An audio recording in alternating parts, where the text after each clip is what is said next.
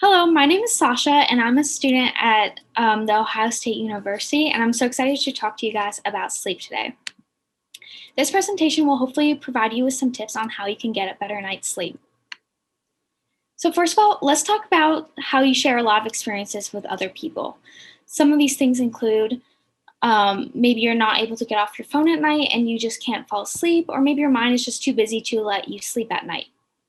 For example, look at this person who tweeted, "You ever lay in your bed after a whole night of insomnia, patiently waiting for a reasonable hour to have breakfast?" I feel like a lot of us have had this moment because a lot of us have had that night where you just can't fall asleep and you're just waiting for the morning to start so that you can get on with your day. Look at this other person who tweeted, "Almost 4 a.m. Eastern Time. Who else is up?" And so many other people quickly responded that they weren't able to sleep either. Even NPR posted about how stress can alter our sleep patterns and even produce weird dreams, especially in times like quarantine. So it's so important to remember that you are not alone. You share these experiences with so many other people, and never be afraid to talk to someone else about it because the likelihood is that you're not the only one experiencing it. So a good night's rest can be difficult to achieve at any time. So it's no surprise it's harder in a pandemic. Things like disruptions in your daily life, added anxieties and stressors, increased isolation, and excess screen time can all affect our ability to sleep at night. And of course, these things are worsened by quarantine. I sure know my screen time has gone up. Has yours? And something else to consider is that if you're continuously having trouble falling asleep and staying asleep, you might be struggling with insomnia. So, contrary to the popular belief that 8 hours of sleep is the golden standard for any age, actually, most of you should be getting that as your minimum. For high schoolers aged 14 to 17, you guys should be getting on average 8 to 10 hours of sleep a night, and most of you, around 70% of you guys, are not achieving that. And for those of you that fall into the 18 to 25-year-old range, you guys can do with a little less sleep, but you should still be averaging around 7 to 9 hours of sleep a night. Insufficient sleep goes so far beyond just a tired day. It can lead to things like increased irritability, increased anxieties, even increased weight gain over the long run due to increased hunger, due to decreased energy levels because of not enough sleep. Cognitively, especially in school, you guys be noticing difficulty paying attention or concentrating. Your memory might not be as good, and you might be even having impaired judgments. All these things can lead to decreased academic and sport performances and slower reaction times, which could lead to increased errors and accidents, which obviously isn't good. And not only your cognitive abilities are affected, you might also notice increased health problems in the long run, like heart disease, diabetes, obesity, sleep disorders, and depression.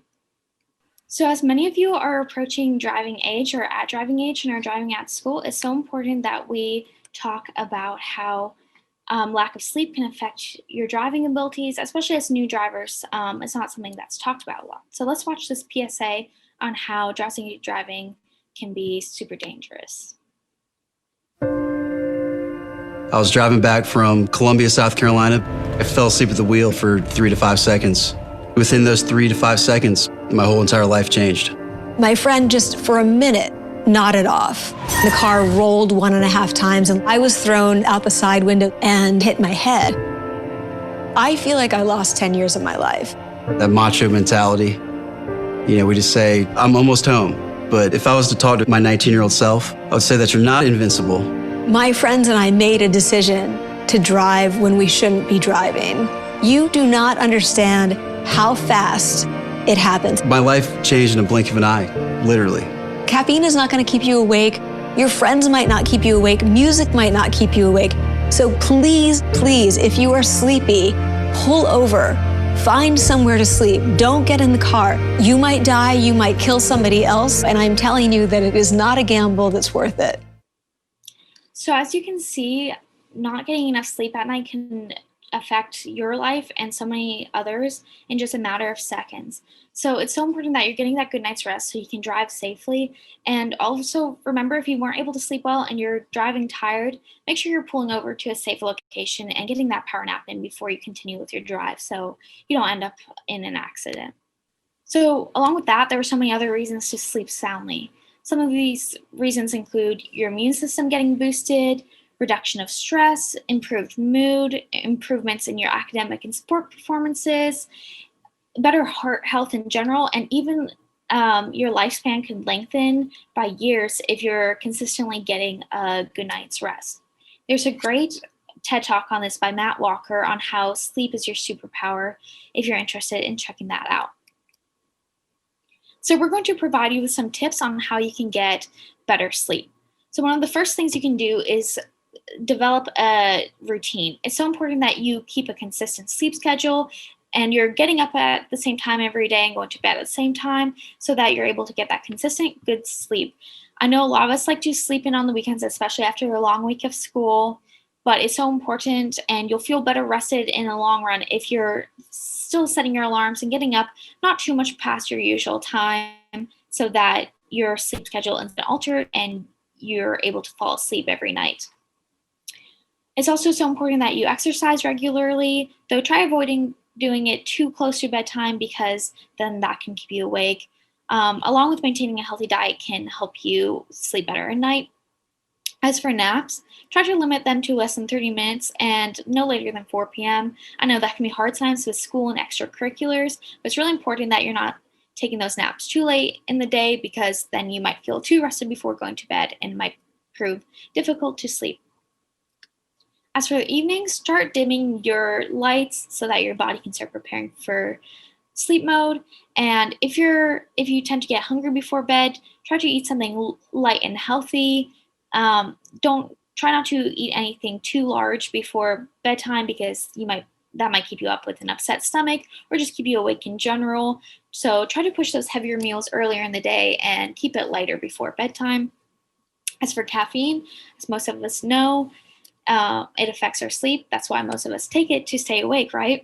But really try to avoid drinking things with caffeine, such as coffee, soda, energy drinks in the evening or even in the late afternoon, because that can affect your sleep. And of course, caffeine affects everyone differently. So maybe try tracking how it affects you compared to how late you drink in the day compared to your sleep patterns. And we'll touch more on how you can do this in a minute with sleep diaries. And even though most of you are not at the legal drinking age, if you are consuming alcohol, keep in mind that that can affect your sleep schedule as well. And in general, try to reduce your fluid intake before bedtime because that could keep you up with running to the restroom throughout the night. In order to decrease your mental load, try jotting down what's on your mind, and then that way you can set it aside for the next day to be dealt with. And we'll talk about this in a minute as well. As for nighttime, try to turn off all your electronic devices at least 30 minutes before bedtime because the blue light and light in general coming from your screen can really disrupt that melatonin production in your brain, which melatonin is a sleep hormone that regulates your sleep-wake cycle and allows you to sleep. So it's really important that it can do its job and not get interrupted.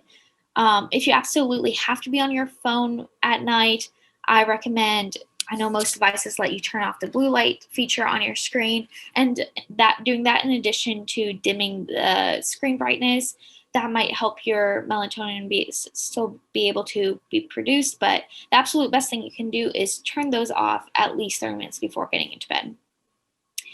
And it's so important that you're getting into bed early enough that you schedule out that you'll get at least 8 hours of sleep at night. And make sure to account for time it actually takes you to fall asleep. And for those of you that fall into that 18 to 25-year-old range, be getting into bed early enough that you're getting that 7 hours of sleep minimum. So it's important that you schedule your time out well. And even though it's important to keep a consistent sleep schedule, try not to get into bed until you're too sleepy. And if you get into bed and you can't fall asleep within 20 minutes, try getting out of bed and doing something relaxing, maybe reading a book or meditating.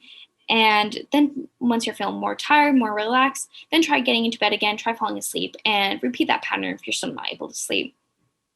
Something that can help you get more tired at night is establishing a relaxing bedtime routine. This can look different person to person. It might be brushing your teeth before bed. It might be taking a relaxing bath or shower or doing your skincare routine, anything along those lines, anything that's relaxing to you, anything that, as long as it's consistent, then your body can start recognizing when you're getting ready for bed and when it should be getting ready for bed as well. As for your bed, make sure you're using your bed only for sleep, because it's so important that your brain can associate your bed with sleep and sleep only, and not things like Twitter, TikTok, Netflix, and even your homework, because we really want to fall asleep when we get into bed. As for your environment, it's important that it's quiet and relaxing. We sleep better in cooler temperatures, so try turning down the thermostat and do whatever it takes to make your room a relaxing environment. For me, that means keeping my room clean and spraying a nice scent. Do whatever works for you, what's relaxing, so that you're able to sleep nicely. Here's a sample sleep diary, and you can find many like it online by searching sleep diary. And this is how we can track those habits. Because a lot of us don't realize the bad habits we're making as we make them. So it's really nice to be able to track certain things and track your sleep and how much sleep you're getting, how well you're sleeping. Because, like, let's talk about caffeine as an example, how we mentioned earlier. Say you notice on nights that you're tracking that you drank caffeine past, say, 2 p.m., your sleep is interrupted or you're not able to get to sleep till later, then you might realize maybe you want to start drinking your caffeine earlier in the day or eliminating it from your diet overall. So there's so many things you can track, like medicine, exercise, and you can really personalize to what you think might be affecting your sleep. And that way, it's a great way to change your habits and see what you need to change. Okay, next, let's talk about how you can build on your cognitive behavioral skills.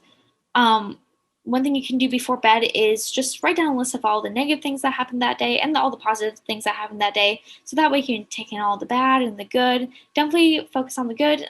So then you just have a good recovery of what you happened that day. And once you're done with that and you reflect on that, you can write down a list of everything you have to remember to do. And that way, hopefully you can make the plan now rather than thinking about it all night. So you can make a plan when you're going to deal with those things. It could be the next day, the next week, the next month, or even the next year. If it's on your mind, write it down and make a plan for it so you're prepared and can sleep well. Then you can let go and leave the list next to your bed. If you wake up in the middle of the night with a new thought in your head, or you think about something as you're trying to fall asleep, you can quickly roll over, jot down that list, and then that's a plan for the next day. These tips, and you can find more tips like them, came from sleepio.com, so try visiting that if you want more tips. Thank you so much for listening on behalf of the Office of Chief Wellness Officer and Buckeye Wellness. We really hope you guys can achieve better night's sleep. Here are some more resources for sleep, and we recommend the apps Calm and Headspace to help you fall asleep at night. So thank you again.